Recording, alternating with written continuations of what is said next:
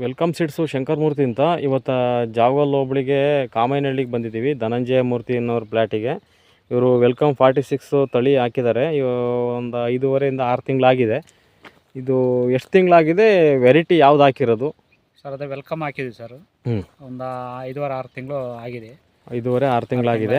Setting, size, height ಆಗಿದೆ?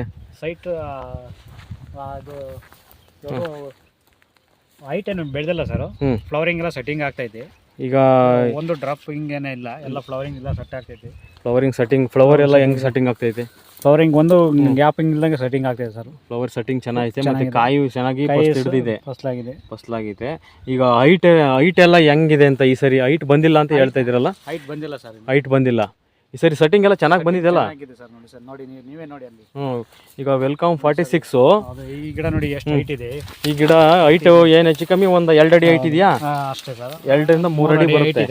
ಕಾಯಿ ನೆಲದಾಗಿದೆ sir, ಒಂದು ಅರ್ಧ ಅಡಿ ಗ್ಯಾಪಲ್ಲಿ. ಅರ್ಧ ಅಡಿ ಗ್ಯಾಪಲ್ಲಿ ಹೇಳ್ತೇವೆ, ಅರ್ಧ ಅಡಿ ಗ್ಯಾಪಲ್ಲಿ ಕಾಯಿ ಇದೆ.